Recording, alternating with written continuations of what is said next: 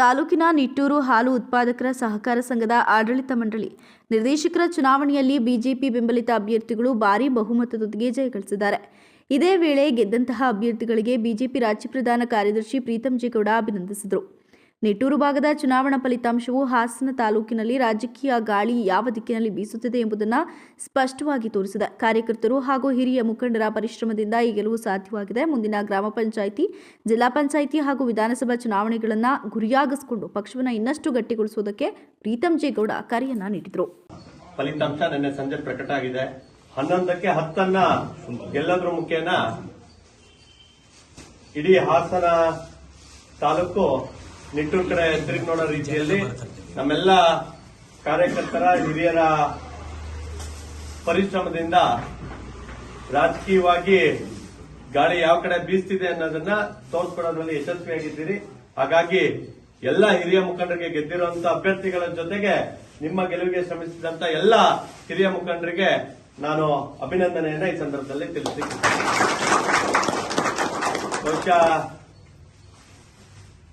ಹಾಸನ ವಿಧಾನಸಭಾ ಕ್ಷೇತ್ರದ ಚುನಾವಣಾದ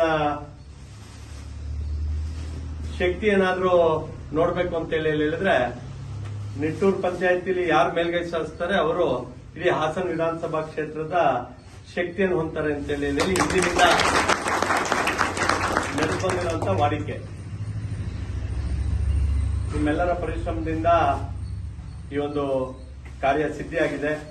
ಇದೇ ರೀತಿ ಮುಂಬರುವಂತ ಗ್ರಾಮ ಪಂಚಾಯತಿ ಇರ್ಬೋದು, ತಾಲೂಕ್ ಪಂಚಾಯತ್, ಜಿಲ್ಲಾ ಪಂಚಾಯತಿ ಇರ್ಬೋದು, ಭಾರತೀಯ ಜನತಾ ಪಾರ್ಟಿಯನ್ನ ಬೇರು ಮಟ್ಟದಿಂದ ಗಟ್ಟಿ ಮಾಡೋದ್ರ ಮುಖೇನ ಹಾಸನ ಜಿಲ್ಲೆಯ 7ಕ್ಕೆ 7 ಭಾರತೀಯ ಜನತಾ ಪಾರ್ಟಿ ಅಭ್ಯರ್ಥಿಗಳು ಗೆಲ್ಲೋದ್ರ ಮುಖೇನ ರಾಜ್ಯದಲ್ಲಿ 130ಕ್ಕೂ 140 ಸೀಟ್ಗಳನ್ನ ಗೆಲ್ಲೋದ್ರ ಮುಖೇನ ಸ್ವಂತ ಶಕ್ತಿಯಲ್ಲಿ ಭಾರತೀಯ ಜನತಾ ಪಾರ್ಟಿ ಅಧಿಕಾರಕ್ಕೆ ಬರಬೇಕು ಅಂತ ಹೇಳಿ ಏನು ಭಾರತೀಯ ಜನತಾ ಪಾರ್ಟಿಯ ರಾಜ್ಯಾಧ್ಯಕ್ಷರು ಮತ್ತು ಹಿರಿಯ ನಾಯಕರ ಅಪೇಕ್ಷೆ ಇದೆ. ಅದರಂತೆ ನಾವೆಲ್ಲರೂ ಕೂಡ ಮುಂದಿನ 2 ವರ್ಷಗಳ ಕಾಲ ಕೆಲಸವನ್ನು ಮಾಡೋಣ. ಆ ಮೂಲಕ ನಮ್ಮ ಪಕ್ಷಕ್ಕೆ ಗೌರವ ತಂದುಕೊಡೋ ರೀತಿಯಲ್ಲಿ ಕೆಲಸವನ್ನು ಮಾಡೋಣ ಅಂತ ಹೇಳಿ ಹೇಳ್ತಾ ಬಂದಿರುವಂತ ಎಲ್ಲರಿಗೂ ಮತ್ತೊಮ್ಮೆ ನಾನು ಧನ್ಯವಾದಗಳು ತಿಳಿಸ್ತಾ ಗೆದ್ದಿರುವಂತಹ ಅಭ್ಯರ್ಥಿಗಳಿಗೆ ತಾಯಿ ಹಾಸನಾಂಬೆ ಇನ್ನೂ ಹೆಚ್ಚು ರಾಜಕೀಯ ಶಕ್ತಿಯನ್ನ ಕೊಟ್ಟು ಪಕ್ಷ ಸಂಘಟನೆಯಲ್ಲಿ ತೊಡಗಿಸಿಕೊಳ್ಳಿ ಅಂತ ಹೇಳಿ ಪ್ರಾರ್ಥನೆಯನ್ನು ಮಾಡ್ತೀನಿ. ಎಲ್ಲರಿಗೂ ನಮಸ್ಕಾರ.